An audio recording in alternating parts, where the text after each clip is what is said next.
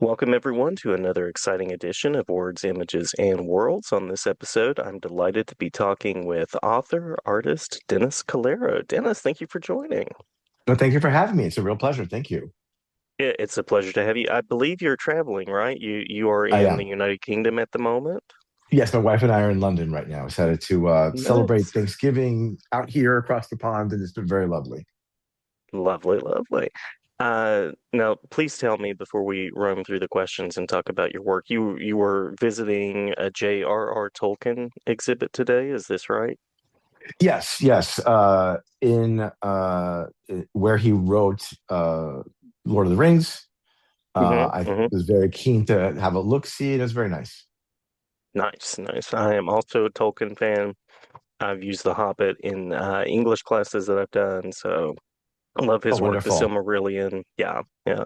I just have this like image of him and C.S. Lewis like having mead or something and dreaming up these stories. So wonderful that you've had the chance to tap in and maybe some mead as well. I don't know. Yes, yes. Um, well, folks out there will know you for work from Weapon X to Assassin's Creed to The Suit to Hmm. I could continue to name things here.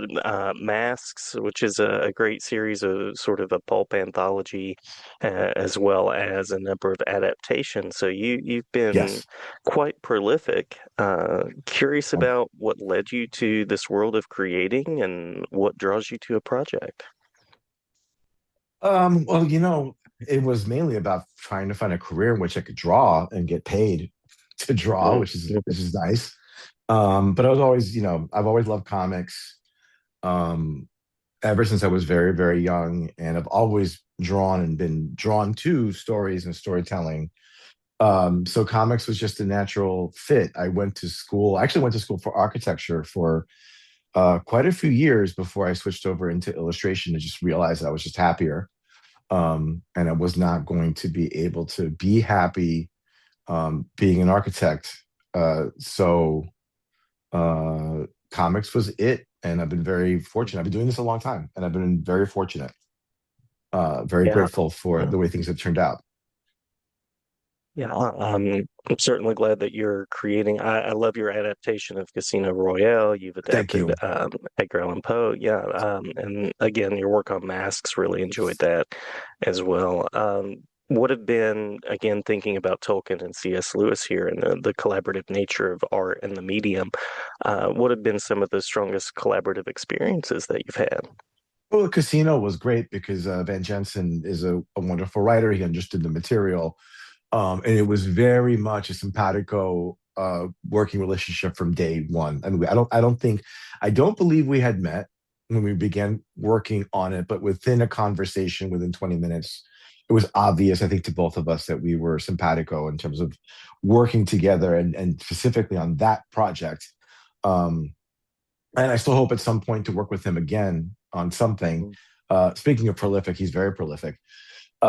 He's also really funny and a nice guy. But yeah, and then also working with Fred Van Lente on Mm. X Men Noir, working with Todd Stashwick on our webcomic Devil Inside. I've been also fortunate to be working with a lot of very talented, very funny, intelligent, and kind people, which you can't take for granted because you don't always get to work with your favorite people. So when you get to work with either people who are your favorite people or who become your favorite people, that's always just a little, miracle in a teacup. Yeah, yeah, nice phrasing there, absolutely. And I think it comes through on the pages too. I think it comes through in the work when collaboration is working really well. Yes, I agree. Um, uh, you're clearly a person who appreciates art and literature, storytelling. What do comics allow you to do as a creator? Well, there's just something really powerful about words and pictures together. And I'm a big film buff. I love film. I've made short films. I hope to make more. But there is something when someone, um, rather than photographing, real people in real light, which is obviously, film is its own, wonderful medium. there is something about an artist designing a reality. Even when an artist is doing representational work, when he or she or they are able to present a version of the world visually that's through the lens of their mind and through their talent. That to me is really, really special. So just words and pictures together will always be for me um, just a wonderful joy to delve into, especially if the story is good, if the art is good. Then to me, there's nothing better. Yeah. And I love the range of what you've worked on, from superhero storytelling to pulps to Mm. action adventure to the adaptations that we've mentioned. And I also appreciate that you've stepped into author and artist role on a couple of pieces with like the suit and things like that. Yeah, What's the change like there from um, being the artist to both the writer and artist? it's interesting. It's not that much different in the sense that when, after I've written a script, uh, and I'm approaching it now as an artist, it's funnily enough, it's not that much different than when I approach someone else's script. In fact, I've sometimes the way that I might approach a script and go, well, I wouldn't have written it that way, or I wouldn't have framed it this way, or I'm going to kind of try to change things around. I do that to my own work all the time. I Mm-hmm. go as Dennis the artist, I go to Dennis the writer, and I'm like, this isn't right, or this should be fewer panels, or this needs an extra panel. Um, this has gone awry in a way, and so I think as a comic book artist, if you're given, I think, the appropriate amount of freedom in the work, then you are kind of, whether it's your own writing or someone else's, you are kind of doing an edit. You are kind of doing a rewrite Mm-hmm. as you draw it. I always recall uh, I asked, well, okay, maybe I shouldn't say the name, but I asked an artist who's famously worked with a very, very wordy scripter. And I, Mm-hmm. and I and I asked him, what did you do with all those extra? He's like, I anything. He's like, anything that wasn't about what was physically in the panel, what was being represented, who was talking, who was moving, what was happening, I just crossed out. It's like it just didn't matter. I didn't need to know all the references. I didn't need to know where he was pulling from. I just want to know who's in the panel, what they're doing, and what angle to draw that from. And that was all I'm interested in. I thought that was very funny and very true. Yeah, well, there's so much that goes into breaking down a script and figuring out how it's going to appear on the page. So it makes sense that you would have to economize the work and focus on what was important. I mean, any script is very, if you read screenplays, I mean, any script is inchoate, right? Like any script is just it's a floor plan. It's no more a building than it's no more a finished piece of work than a floor plan or a blueprint is a finished building. There's just so much, architecture metaphor, but there is so much that goes obviously on between designing a blueprint as an architect and then going to the engineers and the builders, and that process obviously is not as extensive in a graphic novel or a comic book, but there is a certain shade, a certain aspect of that in in the construction of a comic book. The that interpretation um, that I find the best writers that I've worked with, and I've tried to emulate that when I work with other artists. Their scripts are purposely very open ended. There's a certain level of trust in terms of they're not trying to tell you what angle to draw. They're not trying to tell you. Sometimes they're not even trying to tell you how many panels to use. They're they give you an indication of how they see the events of the page unfolding, and then they trust you to depict that hopefully in the most interesting way possible, which is the number one job of any kind of an artist, is to be interesting. Uh, Yeah. is to keep the interest of the viewer and keep the viewer wanting to know what's going to happen next. And with the best writers, there is a certain level of trust that I'm working with. I'm working with an artist that's going to take um, this sort of bare bones. open-ended floor plan and construct something that's really going to work. And for the most part, the writer gets the credit anyway. So it's like it's nothing. It doesn't hurt the writer to allow those that kind of dynamic to play itself out. What's it like then to approach like Ian Fleming or Edgar Allan Poe and to think about that adaptation process? Yeah, it's interesting. I mean, Van Jensen's interpretation for the script was very much, I think he would say, um, as open ended as possible while keeping the things from the book that were necessary to maintain the integrity of the book, to keep it Hmm. from Hmm. becoming something that's not the book, because that's not what we wanted to make.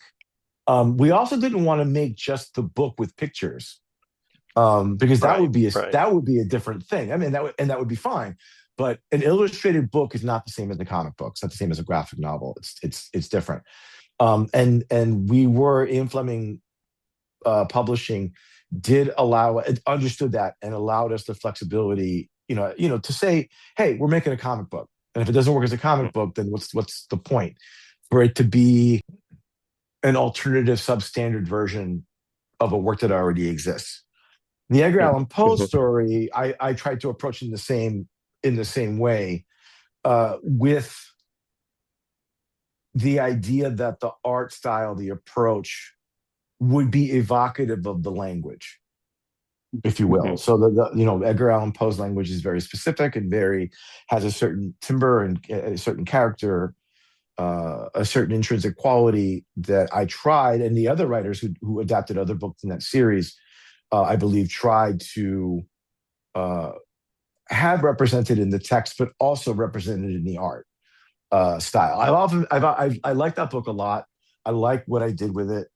And a lot of people have asked me, like, well, why don't you draw like that more often? I'm like, because no one wants it. No one wants that style in a superhero book, or maybe it would be appropriate for a detective story or a noir story, and maybe that's something to explore. It was certainly my effort to try to channel artists more like a Bernie Wrightson, or his inspiration for Frankenstein, which was Franklin Booth, the artist Franklin Booth, which your readers, if they're interested in illustration, should know who that guy is.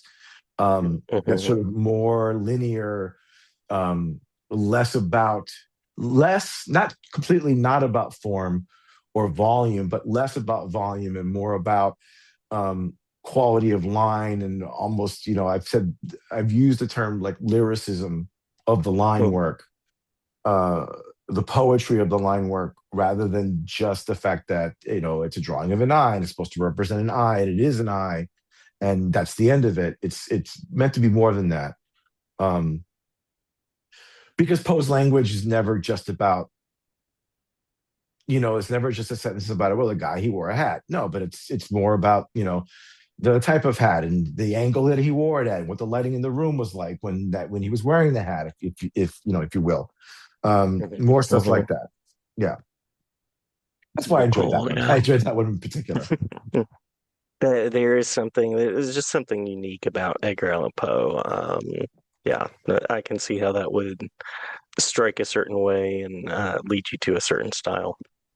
I mean, that's why everyone wants to adapt Poe, whether they're artists, comic book artists, or filmmakers.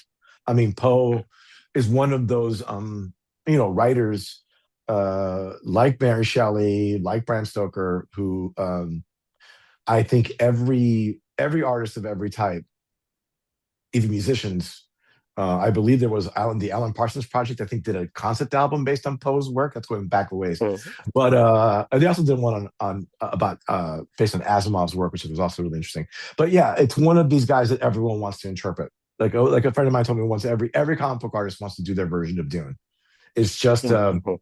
it's just such a rich world and open to such interpretation that everyone wants to put their stamp on it. Myself included. And Poe is definitely one of those guys.